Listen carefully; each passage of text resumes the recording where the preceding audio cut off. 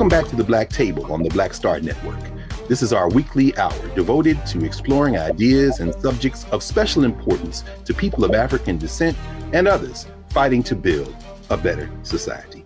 I'm your regular host, Greg Carr, and in response to last week's conversation with our regular legal roundtable, Professors Angela Porter of American University, Washington College of Law, and Professor Valethia Watkins of Howard University, we thought we would schedule an extending conversation based on last week's show. Our producers thought that it would be good to respond to that popular demand. And so we're back with our legal roundtable to discuss part 2 of our court watch, not only in the wake of the affirmative action case that we heard discussed before, and in the wake of our previous legal roundtable where we looked at the court's fall docket. But now that we have survived this week's midterm elections, in the words of the great Dr. Frank Smith, the director of the African American Civil War Museum here in Washington, D.C., all these elections have helped us understand is how we must now adjust our continuing struggle. We must keep our eyes on the prize and hold on. So welcome back, Professors Porter, Professors Watkins, and let's continue our conversation that we began last week. Hello. Good to see you. Good to see you as well. Good to see you. We know that the primary response in many ways to oppression is resistance. And we know that we have been here before. And I'll maybe say a few more words about that later when we clear the table. But, you know, where we left off last Friday, you all helped us walk through the affirmative action conversation we were having around the Students for Fair Admission versus Harvard in North Carolina. And there were several other cases that you mentioned and some others that you didn't get a chance to mention, including a couple that were heard this week. The oral arguments were heard this week that were of particular interest. And we were hoping that we could spend maybe the back end, the last 2 segments of today, talking about what all of this means and how we should be thinking about this in terms of how we should respond to the changing field of motion in the federal courts. But before we do that, maybe we could spend the rest of this session and the next section of our show today talking about some of the cases that you all see on the dockets that are should be of particular interest to all of us, particularly to Black folk. Any thoughts from either one of you on what we have really approaching us now? Well, I guess I'll start. Okay. So one of the big cases that's coming up, and I'm sure we'll talk about it again, is Moore v. Harper. And this is a voting rights case, essentially. And it proffers what is called the independent state legislature theory, which there's a lot of buzz about. And is definitely going to uniquely impact our people if it is taken up by the court. That theory essentially asserts that the only entity that can control and check state elections is the state legislature, not state courts, the legislature alone.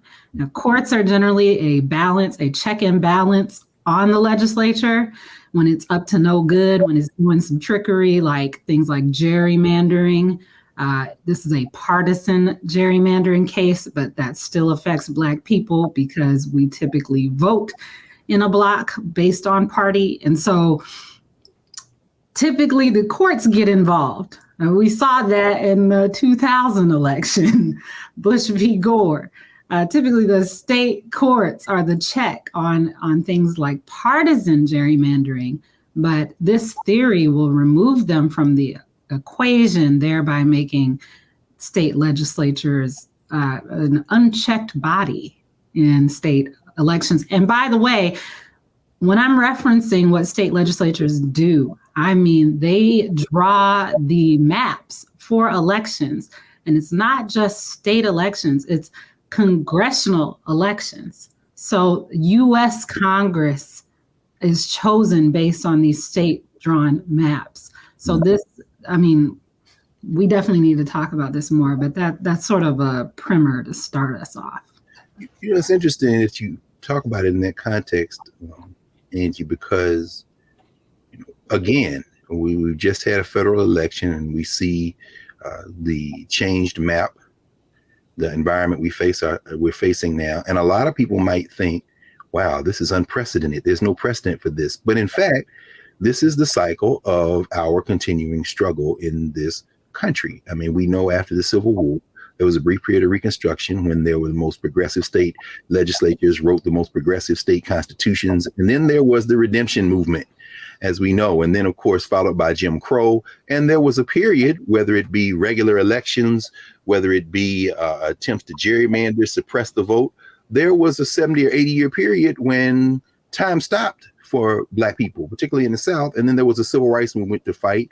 And then in the wake of that civil rights movement, as you all narrated a couple of roundtables ago, there's been this long clawback. In fact, you gestured toward it talking about affirmative action when you talked about the Warren Court, then the Berger Court, and this increasing erosion of everything from voting rights to voter suppression to dealing with the indigenous people of this country. And so, Professor Watkins, I know you spent a lot of time in the 19th century, studying the 19th century. I'm wondering if you have any thoughts about this Moore versus Harper case to be argued in the first week of December, and how it fits of a piece of this long fight against democracy, this anti-democratic nature, not only perhaps even of the Supreme Court, as we talked about last week, but also at the level of the states. And what does this case pretend in your mind to this long, now 50-year attempt to either overturn the Voter Rights Act, to put gerrymandering at the heart of a strategy to preserve states' rights, to suppress people's vote?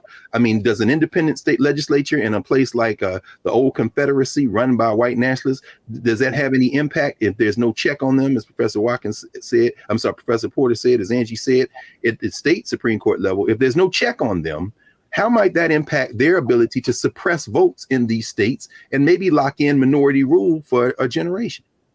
Yes, let's first go back to the point that the independent state legislature claim, it's called a theory, but it's a claim. It is a radical, extreme, fringe ideal that is going to ignore almost 2 centuries of established law. So it is a concentration of power in the hands of the state legislature, unchecked. And the state legislatures, the vast majority of them are controlled by the Republican Party.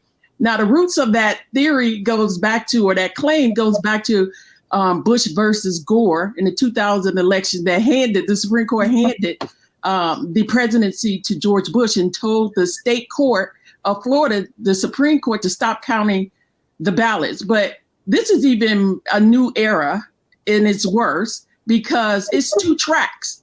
This is a continuation of the attempt of what happened in January 6th. That was the electors track, dealing with the electors and the electoral college and deciding who will have the presidency. It failed in 2020, but if this version of it is adopted, it has the chance of succeeding where state legislatures can totally ignore the popular vote. On the other track, before you go to the next track, just want to interject that again, all the messaging up until last Tuesday about why it was important to vote, there were nearly 300 election deniers, many of whom won office this week, and some of them running for Secretary of State. So as you say, all not accidental, it's part of this larger plan. So I didn't want to leave that first track before making that point, because now we get to have to plan in the wake of an election where there are now election deniers who will be put in place to be able to do this kind of work. But go ahead. I'm sorry, I didn't mean to interrupt. Yeah, so the first track is the elections, what we're going to talk about now. The second track was the electors, who's going to decide the presidency in the electoral college. But the bottom line is this will give, it is even more pernicious because when you read it against the other cases that are taking place, there was a case that people really talk about, it went under the radar, the Rucho case of 2019, where the Supreme Court just threw up his hands and said the federal judiciary does not weigh in on partisan gerrymandering. And so therefore, this is a Section 2 case under the Voter Rights Act. And we were set up because before, when they gutted section in 2013, when they gutted Section 4 and basically nullifies Section 5, which is pre-clearance, where states that had a history of discriminating had to get reviewed by the federal government. The John Roberts said, hey, you all have Section 2. This is a second Section 2 case that they're basically through the pen eliminating the Voter Rights Act in effect. And so so if you're saying the federal judiciary is not going to deal with partisan gerrymandering, and now this is the bookend. Now it's cutting out state courts from dealing with partisan gerrymandering. So what this means is that the Republican-controlled legislatures can set up any rules for elections, and the state constitution can't check them. The state judiciary or the state judges can't check them. And the federal government basically is virtually saying, well, we're not going to deal with partisan gerrymandering. Right. And there's a racial component as well. So, all of these cases, I think that we're going to talk about today show the undoing of Reconstruction. I mean, this is all part of that larger plan, as you mentioned, Greg. This is a chess game. So as Valethia just said, you have the Rucho case where Kagan, in her dissent, essentially said this will irreparably damage our system of government. And she was right. We have the racial side of this too. So we already talked about how partisan gerrymandering is going to affect and does affect Black people. We also have the Voting Rights Act, which Valethia just mentioned, which just prohibits discrimination in voting. Racial discrimination. So you don't have pre-clearance anymore. Merrill versus Milligan, they're about to just disable Section 2 of the Voting Rights Act. Case with they're going back to the well, as Valethia said. 2013, they were in Alabama for Shelby County, and they're coming back to Alabama. Exactly. Now, state constitutions can and do often prohibit racial discrimination in voting. So even if you were to remove the VRA, some states can go further than the VRA and establish protections. Problem is, with this case, which is ostensibly focused only on partisan gerrymandering, it affects that as well, because now the state courts cannot interpret what the state legislature is doing when they draw these messed up maps. It cannot say, hey, you violated our state constitution. Let me pause there, because we're going to take a break. When we come back, Angie, if you can pick up right there, because that really reinforces what you said. This is the bookend to what they started with Shelby County. This is a chess game. Let's pause here just for a minute. Here at the Black Star Network with the Black Table, our legal roundtable, I think everyone can see why this conversation is one we had to extend over from last week. So we'll be back in a moment here at the Black Table.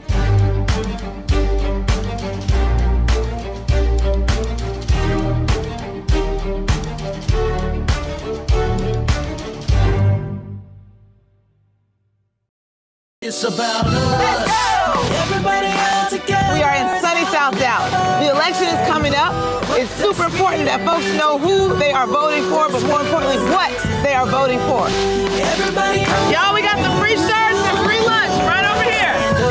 Freedom is our birthright. No matter what we're up against, we're sending a message in Dallas and Texas and in this country. We won't back down. That's what this bus tour is all about. The housing cost is one of the most capitalized areas that we have found. People who are marginalized, that are brown and Black, we are suffering the most, and I think that we have the biggest vote and the biggest impact in this election. I'm voting for affordable housing, for sure. We should not be paying the cost of a utility failure because our elected officials are too proud to say we need help. I know that we can bring out our people to vote. It's a part of our birthright. It's a part of our heritage. And surely it's a part of our present and part of our future. That's right. That's what's up. And we won't black down. Forward that message to 5 friends, because in that message it's got links to how to get registered, how to check your registration status. Like I said, 2:30 we'll start rendezvousing right here on this street. I am voting to let our voice be heard in the rural communities that, hey, we are people too. There are things that we need. Free shirts, free food, and lots of power. We are in Longview, Texas, where Black Voters Matter, 365. whatever type of oppression a white supremacist throws our way, we will not back down. We are in relentless pursuit of liberation of our people. Freedom is liberation for black bodies and black communities to make economic change through political power. Freedom is choice. We won't black down. We won't black down. We won't black down, y'all. We won't black down. We won't black down. We won't black down.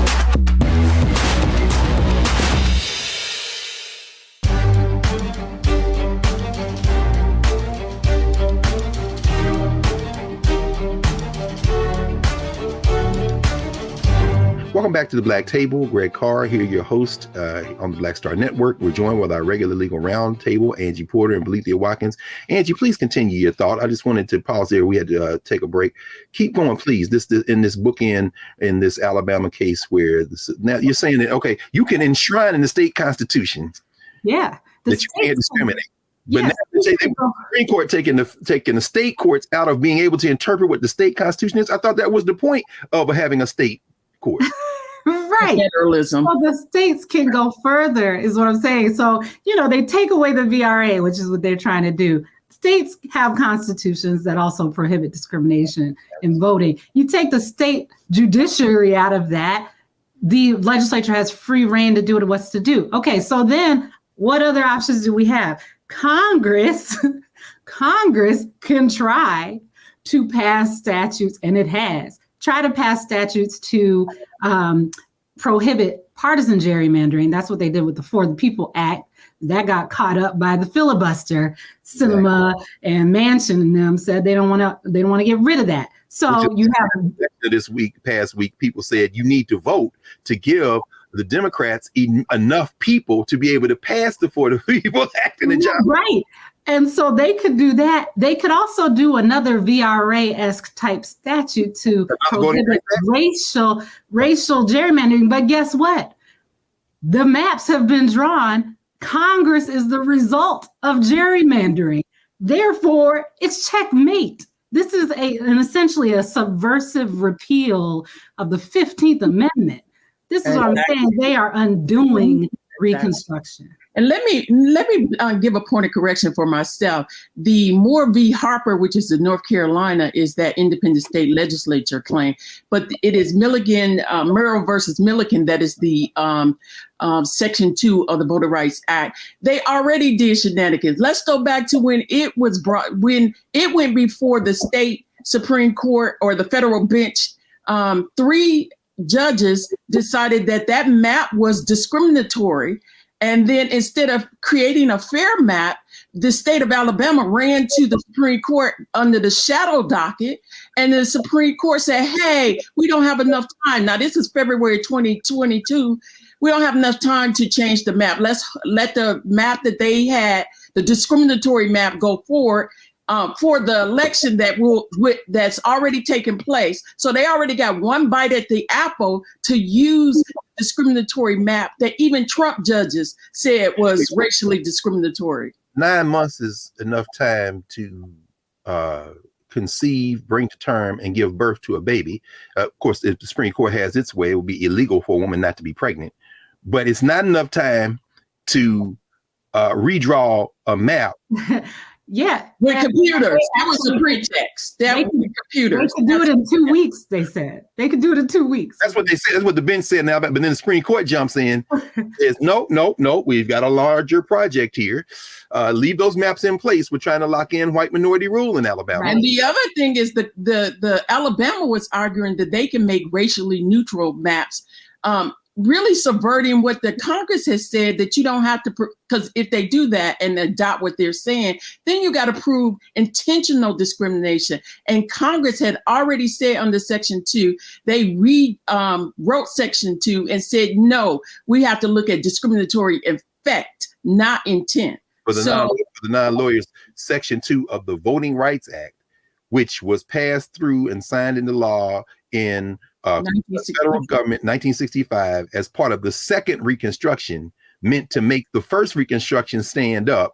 And at this point, whether it be the Federalist Society or the white nationalists now cemented in the Republican Party have been engaged in a 50-year war, not only to gut and neutralize the Voting Rights Act, but as you say, Angie, literally to subvert a basic repeal of the 15th Amendment to the United States Constitution. The VRA is an enforcing statute of the 15th Amendment. Right. The 15th Amendment says, Congress, you can enforce this amendment by passing legislation. And one of those pieces of legislation is the VRA. So all of this goes back to the 15th.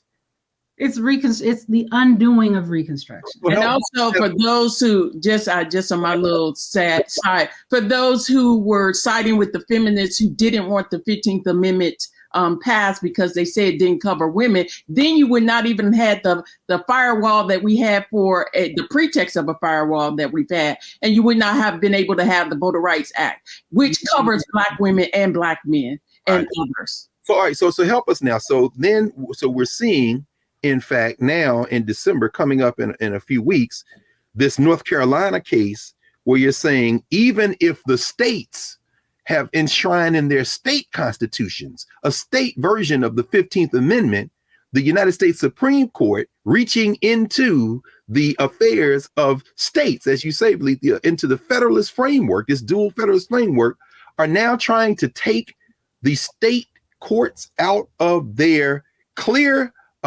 responsibility of interpreting what their state constitutions say. How's that possible? You said it was radical, but I'm trying to, I'm sure people scratching their heads and saying, wait a minute, the state constitution should be interpreted by the state Supreme Court, right? Yeah. So what does the federal government have to do with it? What does the Supreme Court have to do with interpreting that? How does that even work? They've taken themselves out. This is a chess game. They've taken themselves out. They're concentrating power in the hands of partisan GOP controlled legislature. And so ultimately this is the politician picking their voters, not the voters picking politicians. And it is going to be sham elections because they are going to be the final arbiter of what the rules are. So if they want to wipe out early voting, if they want to close polling places, if they want to do a lot of the things that they have been trying to do, they are closing off many different avenues to be able to check that. Yes, and the drawing of the maps, the very districts to which you belong when you go to the polling place. That's what the legislature does. And they draw it for the state offices and for Congress. So let me ask both of you. You're in a state where you've got this white nationalist impulse and their control of the state legislature. And they do this. Isn't there a governor in these states? Aren't there secretaries of state? Again, people say, why vote? Why not vote? A lot of election deniers. Oh, yeah. On the ballot and who are running for secretary of state, who ran for secretary of state. So if you're a governor or a secretary of state that does not agree with this, and what's your role in it? Like in Wisconsin, that just happened in Wisconsin. The governor called out the map. Yeah, this independent state legislature theory says both the judiciary and the executive are removed from the equation. They're removing the elected governor. Yeah. Only the legislature. Okay, so where are they getting the language to even try this? The Elections Clause, Article 1 of the Constitution. United States Constitution. U.S. Constitution, yep. And so this is, as Valithia mentioned, this has been around since the Constitution, and it has never been interpreted this way. This is a fringe theory. Do you have it? Do y'all have it at hand? Because we have the best man in the business in Brother Keenan, who might. I got it. I say if Keenan might put the language up for us. I got it. I can read it. Keenan, you go right ahead. Do your magic. Go ahead. What does it say? So this is the U.S. Constitution, Article 1, Section 4, Clause 1. Elections Clause. The time, places, and manner of holding elections for senators and representatives, that's the U.S. Congress, shall be prescribed in each state by the legislature thereof. Congress also can override that, hence, the For the People Act. that didn't get passed. But well, Congress could do it, but they're locked in gerrymandered districts by people who have put themselves in power. So they're saying because the word governor or executive doesn't appear in that clause, there's no role for state governors, no role. You have 19th century scholars, legal scholars are saying, but what that word legislature was understood to mean. Also, what they're doing is a radical departure from that, because you're talking about 200 years of precedent, which basically interpreted that the state legislature is a creature of state constitutions, and state judges are there to interpret state constitution. Right. So it's not a literal legislature and nobody else, because you don't see the word. The legislatures were understood in a much broader sense. Yeah, the legislature is understood to be the whole state lawmaking apparatus, because, by the way, the idea of judicial review and courts looking at law to determine and interpret what the law means, that comes later than the Constitution. That develops in Supreme Court jurisprudence. The Supreme Court says, oh yeah, we as the court can interpret the law. That kind of develops later. So that's why these scholars are saying, yeah, you're imputing this old, you're imputing a very old way of looking at this, when the understanding is that there are checks and balances. We know that folk like Samuel Alito love going back into history and rewriting history. So we can all probably assume that Ketanji Onyeka Brown Jackson, Sonia Sotomayor, and Atlanta Kagan's clerks are busy right now preparing their justices to argue, looking through the legislative record in those state legislatures to make the very point you all are making. I'm assuming we can probably expect that another hot bench, as you all might say in the legal profession, another hot bench as Ketanji Justice Brown Jackson gets ready to quiz them on whether or not they even read the debates that took place in the legislature that led to those clauses and to the U.S. Constitution, for that matter. Let's take a break.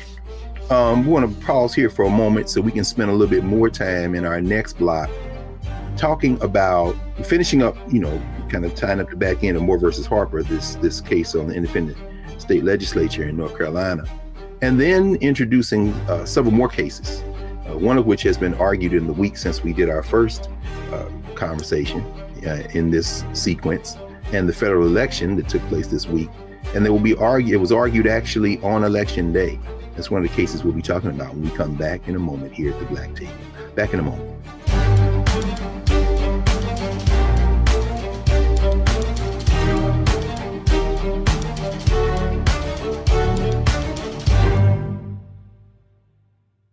Hatred on the streets, a horrific scene, a white nationalist rally that descended into deadly violence.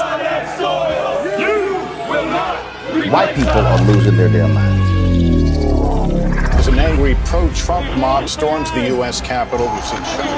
We're about to see the rise of what I call white minority resistance. We have seen white folks in this country who simply cannot tolerate black folks voting. I think what we're seeing is the inevitable result of violent denial. This is part of American history. Every time that people of color have made progress, whether real or symbolic, there has been what Carol Anderson at Emory University calls white rage as a backlash. This is the rise of the Proud Boys and the Boogaloo Boys. America, there's going to be more of this. Here's all the Proud Boys, Dave. This country is getting increasingly racist in its behaviors and its attitudes because of the fear of white people. The fear that they're taking our jobs, they're taking our resources, they're taking our women. This is white fear.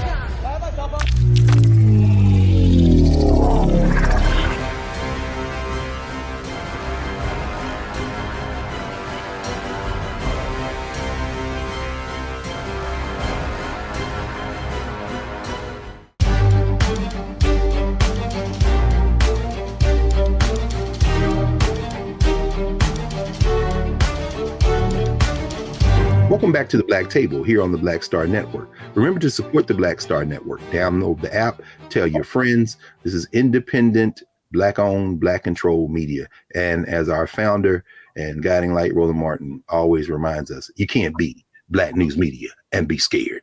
So with that in mind, we have two of the most fearless scholars we have, Alethea Watkins and Angela Porter.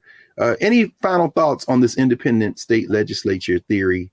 Do they have the votes? Do they have the votes to make this argument? This leader of the North Carolina rogue legislature who has bypassed the Secretary of State, bypassed the governor, trying to bypass the Supreme Court of the state of North Carolina and talk to his friends on the Supreme Court of the United States. Do they have the votes for this? Oh, yeah. They need 5. Thomas was in the dissent or in the concurrence, rather, in Bush v. Gore, where they entertained this theory. You got Chief Justice Roberts, who I think argued in Bush v. Gore, where they asserted this theory. Kavanaugh, he's like caught on tape talking about this theory. He also was on that litigation team. Coney Barrett, she was on a team where, because for legal reasons, they didn't argue. They actually argued against this theory. It was related to Bush v. Gore, but she gonna flip because in her confirmation hearing, she played coy about that and said she didn't even remember what she did. All they need is what? Gorsuch? Gorsuch? Who's Alito? That's all they need. And if you all remember, we talked about this a little bit during the election that put Joe Biden in office. Alito was making arguments in that Pennsylvania case where they were trying to, the Pennsylvania legislature trying to end around the governor and throw out all those votes from places like Philadelphia by saying that the governor illegally expanded access to the ballot during COVID and passed all this, gave these policies. And they said nobody's vote should be counted that came in, even if it was postmarked before Election Day, after Election Day. And Sam Alito, writing from the bench, was hot for that idea. He is a proponent of the independent state legislature. He was going to give the Pennsylvania legislature that ability. So you're saying this isn't going to be a wild theory. This is probably going to happen, huh? Yeah. Well, here we are. Reconstruction again. No, redemption, I guess. We're in the redemption phase. Yeah, the nadir. The nadir. Oh, we're bringing back the good. Rayford Logan. Yes, indeed. Those y'all go look that up. The Betrayal of the Negro, as he got renamed by Professor Rayford Logan, writing about that period in the 19th century, since we seem to be coming back to that. So what else is this Supreme Court up to this term, professors? Is something happened this week? An argument involving maybe healthcare, or what else is going on? Yeah, so there's a case called Health and Hospital Corporation versus Televisky, and this case represents a serious threat to the social safety net. It's a Medicaid case where the hospital corporation is asking the Supreme Court to strip Medicaid patients of their ability to enforce their rights through private lawsuits. Meaning that if a patient believes that their rights have been violated, they can sue the alleged violator. And so under Section 1983 of U.S. Code 42, lawyers refer to it as Section 1983. That law permits state officials to be sued in federal court if they deprive someone, and this is quote unquote, any rights, privileges, or immunity secured by the Constitution, and the key point, and laws. So these Medicaid laws. So the Supreme Court has long held that this law permits private lawsuits to enforce Medicaid. So if there are grave consequences, if they strip enforcement away through private lawsuits, one of the consequences and the significance, this is an attack on an administrative state, but this is a conditional grant of, which is one of their larger objectives. They want to destroy the administrative apparatus in the federal government. Right. Mm-hmm. And so they want to, this is a conditional grant of funds to states under the fact that they have to accept certain conditions, an enormous amount of money through Medicaid, for example. And they have to ensure that they're gonna, certain safeguards of quality of care, certain safeguard that certain people would be covered. And so basically, if you strip away private lawsuits to enforce this, there are limited things that the government can do but they don't really have the infrastructure to develop all of the individual cases. So that was the whole point for those folks who are non-lawyers. Wasn't that the whole point of Section 1983, to provide individuals with the apparatus to protect themselves, because the federal government simply doesn't have that kind of muscle to file all the cases. Right. And so the only remedy the primary remedy would be either to cut all or some of the funds. So ultimately, that means the poor, the low income, the Medicaid patients would be punished for state misconduct. And so ultimately what this is, remember what's on the ballot is that Republicans want to cut Social Security. They want to cut what they call entitlements in a derogatory way. They want to cut Medicaid.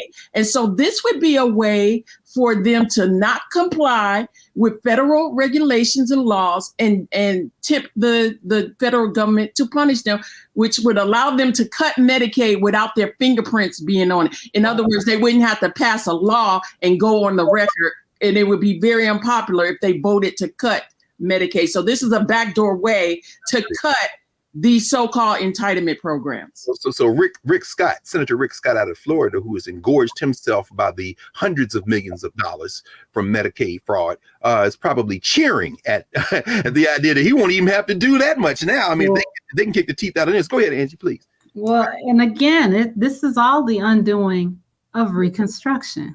Section 1983, 42 USC Section 1983 is part of the Ku Klux Klan Act. Come on now. The act established in 1871 during Reconstruction.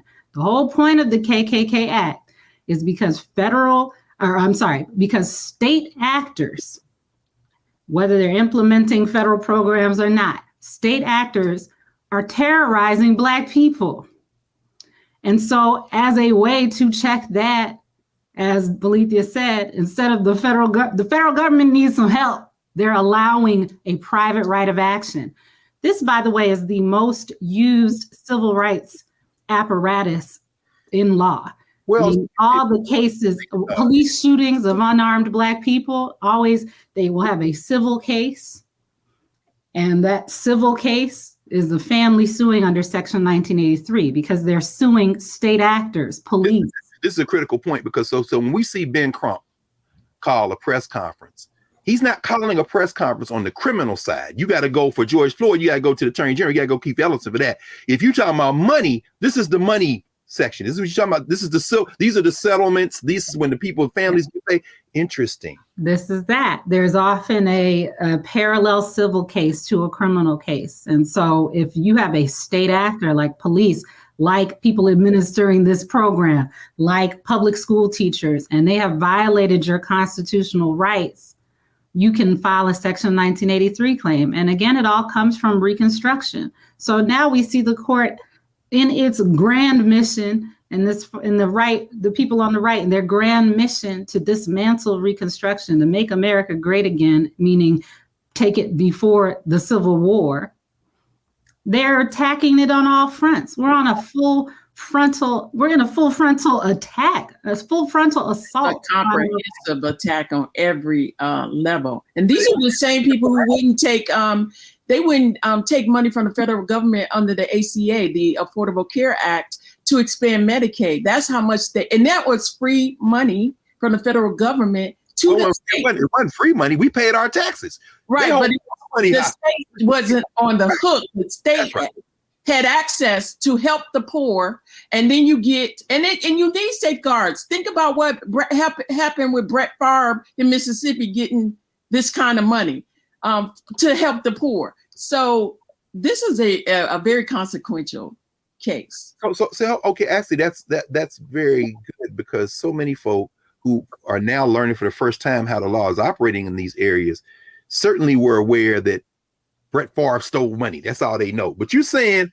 that the Brett Favre situation in Mississippi is an example of what we're talking about the Supreme Court getting ready to enable?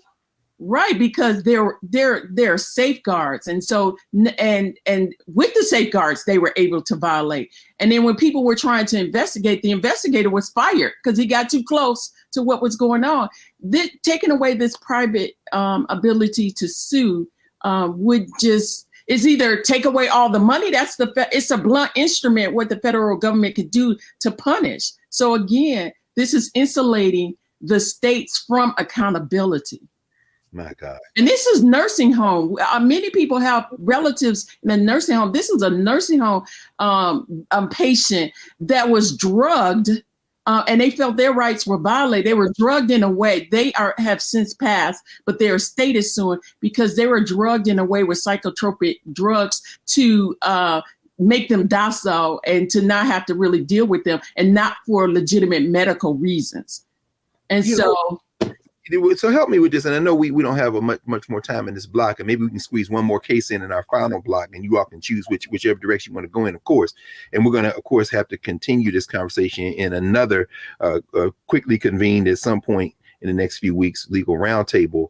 But, when you start talking like that, I'm thinking about people who will literally have no recourse, who will be vulnerable. But in looking at the filing, when you look at Supreme Court docket, one of the phrases I saw bandied about was there's compelling historical evidence to the contrary, meaning, are we liable to see this court say, like they did in the Dobbs case, oh no, the historical record shows that, no, this is not how 1983 was supposed to be used.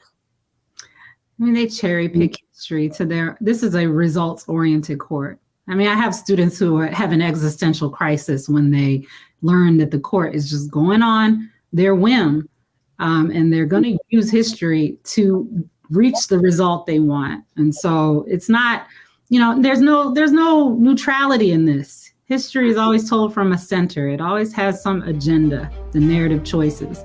This is we'll take a break here with re-articulation from Professor Angela Porter of what we might call the Porter doctrine of the nonsense framework. Many of you all responded to that last week. You said, this is the nonsense framework of statutory interpretation. But at any rate, we're going to come back in a moment here at the Black Table with our regular legal round table, Professors Lethea Watkins and Angela Porter, so we can wrap up this section and move forward as we think about what all of this means for us. Back in a moment.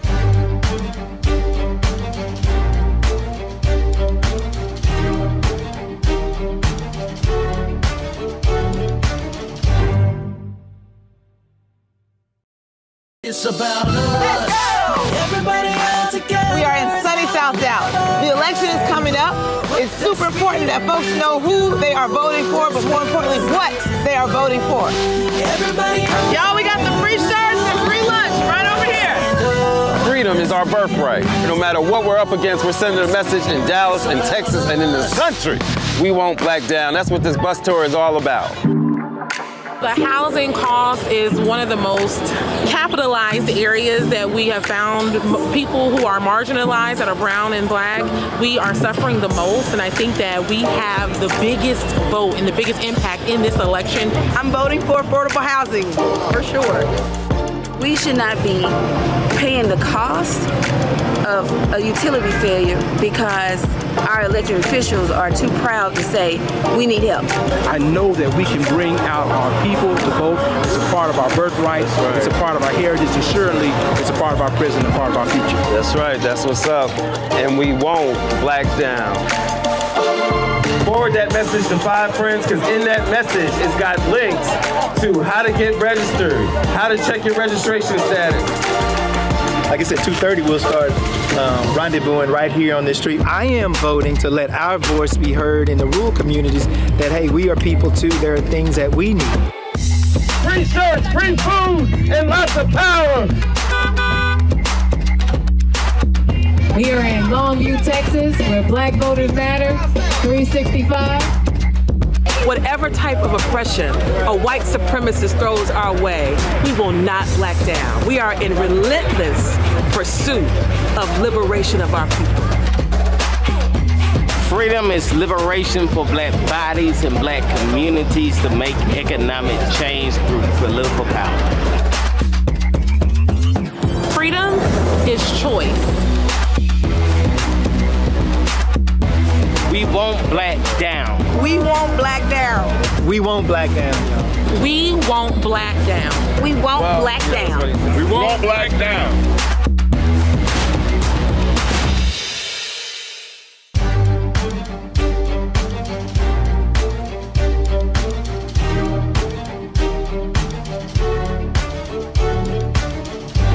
Welcome back to the Black Table. This is our hour we regularly devote to issues of special concern not only to people of African descent, but really should be to everybody. Here on the Black Star Network, remember to support the Black Star Network. We have our regular legal roundtable with Professors Angela Porter and Bleethia Watkins. Angie, there's a case on the docket involving the indigenous people of this country. And it looks like the Supreme Court, having had a bite at the apple with adoptive couple versus baby girl, are going to come back around and once again question whether the children of indigenous people should find homes with with other indigenous people. I mean, what is this Holland case, Holland versus Bracken? Yeah, this case, I mean, this is totally related to us too, as Black people, because it's similar logic to the SFFA case, where they're essentially critiquing this notion of race, and they're turning equal protection clause on its head.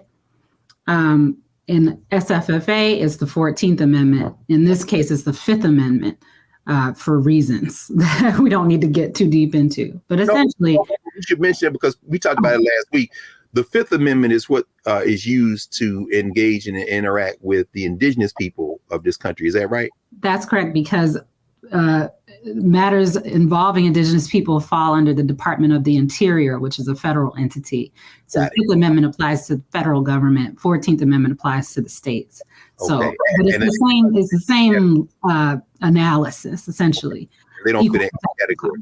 Adding another layer of irony, given the fact that an indigenous woman, Deborah Holland, is now the Secretary of the Right. So, Right.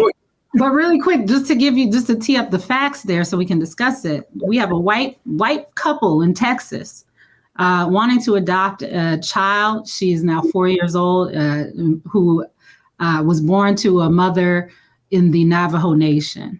And we have the Indian Child Welfare Act, which says, based on all the wisdom of time and history, that the best interests of the child born who is eligible to be a member of a tribal nation, sovereign nation, is to be adopted by a family in that tribal affiliation.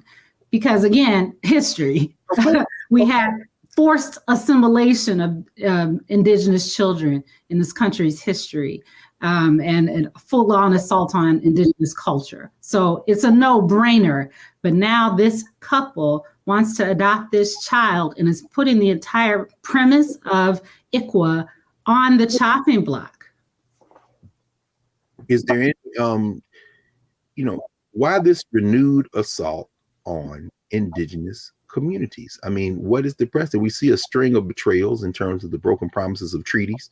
We've seen in the last several terms of the court, this question of indigeneity and authority coming back over and over again. Whether it be those cases out of Oklahoma or McGirt. I mean, who has authority, who has the ability to enforce the law on Indian reservations? But, why do you think, Bleethia, why are we seeing the court not only accept this case, but engaging again in this attempt to diminish the authority of Native people to live their lives, define who and what is part of their communities? Why again? Well, this case is not just organically coming to the fore. The Goldwater Institute, a conservative institute, the conservatives in conjunction with evangelical Christians have systematically attacked the sovereignty of indigenous people, and they are systematically attacking ICWA. And so the bottom line is, this claim is tied, like Professor Porter said, to us, because they're saying it is racial discrimination and giving racial preferences for the Native people against white people. And the key point is racializing the indigenous people. The lower court argued that Indian identity is not a race. They're not a race. It is a political status. They are a nation or nations of people. And so the 14th Amendment doesn't apply to this case in a sense of racial discrimination. What it is doing is opening up, if they find on 14th Amendment grounds, it's opening up a reexamination of the sovereignty rights of these treaties of the nation to make independent decisions. And I think what is actually behind it is these casinos and the land that certain conservative interests want to drill, that the water protectors and other native peoples are preventing them from drilling for oil and getting casinos. And this case would allow that to say, oh, under the 14th Amendment, it's racial discrimination. We can re-examine all of these things again. That is remarkable. That's truly remarkable when we think about that in the context of the level of scrutiny that's supposed to be used in a case like this. And in fact, I don't know if either you might want to comment on that as it relates to this case in particular with the Indian Child Welfare Act, and why, for example, strict scrutiny wouldn't be used on this case. Or would strict scrutiny be used? I don't know if either of you all have any thoughts about that. Well, before I would give that to Professor Porter, but I at least want to say I implore everybody in this audience to just go on YouTube and look at the dark and ugly history over a century of removing their children systematically from them. And then that's with the boarding schools, which were not schools. They were torture chambers. And there just was a federal report ordered by Deb Haaland, the Secretary of the Interior, that found over 500 graves. And they think there are more deaths related to what was happening at these schools on top of the abuse or whatever. And then in the 1950s, they did forced adoptions. And now in current time, they're disproportionately systematically removing their children. This is stripping them of their future because you're taking away their cultural identity. You're severing ties to their language, their history, their culture. This is an ugly history. I mean, it's interesting. It's almost as if, and certainly being driven by commercial interests, as you say, you start talking about casino, you start talking about trying to drill and access other natural resources, water. It's almost as if conceptually, this is an attempt to finish the job of settler colonialism. Is that overstating the case? I mean, you want to destroy. I mean, that's why I found it interesting thinking about this case. The question of, if it's dealing with race, then, the law has to be pursued with strict scrutiny. But when you start talking about other categories, I mean, why is this a rational basis case, Professor Porter? Well, they want it to be a race case. I mean, that's the argument. They want it to be a race case. So essentially, the 14th, the 5th, the equal protection clauses of those amendments, they are based on this notion of race. And they've flipped these things on their head, the right-wing activists who are arguing these cases, so that racial classifications, any racial classifications, are impermissible, even those meant to benefit folks who have been oppressed based on racial constructs. And so they have this very destructive black hole. Anything mentioning race and touching race is impermissible. And now the real pernicious part, they're expanding that black hole to include things like tribal affiliation. That's their goal. And that they're not going to stop at that. They want to include things like, if you listen to the argument in SFFA, whether you're a descendant of slaves, they say that's a proxy for race. Everything is now becoming this proxy for race, which is becoming a curse word in Supreme Court jurisprudence. And so if even history and culture are getting brought into race. But look at the invisibleness of whiteness. So under SFA, they can look for rural, they can recruit rural, and rural equals white. But if they say urban, that's impermissible because it's a proxy for exactly. And everything's a proxy for whiteness. Right. Whiteness is raceless and invisible. It's John Roberts' disturbing and bizarre fascination with what percentage of the Indian blood makes you Indian in adoptive couple versus baby girl. This man is obsessed with race. So, but apparently they've got the numbers. They can count. So they can ready to run the table. The white table, but that's why we have the black table. Right. So they're moving with, I mean, the thing is the facade is off, it's supposed to be incremental. They're overturning half a century precedent in every area. And this is really the implementation of the Republican agenda at lightning speed. So they're not even pretending to do judicial analysis. It is just straight, raw, naked power. Wow. So maybe in 30 seconds, Professor Porter, Angie, you might want to offer a comment on what we just heard Valethia say, Professor Watkins say. So what does this mean? What is the implication? Can they break judicial supremacy and the rule of law in the country by superheating it, by moving so fast at this point? Or what how should we even be thinking about this system? Maybe in conclusion. Yeah, well, I think we all could probably agree this system is not for us. It never was. And it's arising out of a particular history and tradition, whiteness and the West. And therefore, we should not look at it as if it is inherently correct, as though it inherently makes sense. It is nonsense, and we need to be challenging it on that basis. I'll just end by saying, the lawyers who argued Brown, if we're going to operate within this system, they challenged the very premise of what the Supreme Court had done up to that point. And that's the level we have to have this conversation on. Yes. Well, thank you both. Thank you for responding so quickly to viewership, and thank our producers. Joel, thank you for getting the crew back together for this roundtable so quickly. And in between, we had a whole election.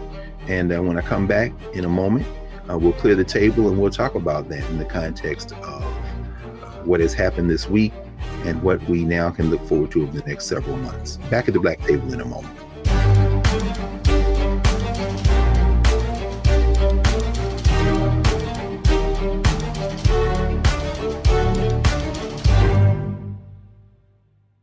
When you talk about blackness and what happens in Black culture, we're about covering these things that matter to us, speaking to our issues and concerns. This is a genuine people-powered movement. There's a lot of stuff that we're not getting. You get it, and you spread the word. We wish to plead our own cause. Too long have others spoken for us. We cannot tell our own story if we can't pay for it. This is about covering us. Invest in Black-owned media. Your dollars matter. We don't have to keep asking them to cover our stuff. So please support us in what we do, folks. We want to hit 2,000 people, $50 this month, raise $100,000. We're behind 100,000, so we want to hit that. Y'all money makes this possible. Check some money orders. Go to P.O. Box 57196, Washington, D.C. 20037-0196. The Cash App is $RM Unfiltered. PayPal is R Martin Unfiltered. Venmo is RM Unfiltered. Zelle is roland@rolandsmartin.com.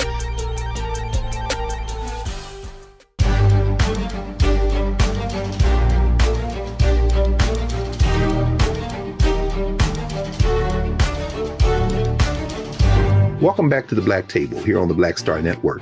Remember to tell your friends, download the app, and continue to track the Black Table and all of our shows on the Black Star Network across all platforms. Glad to have you with us.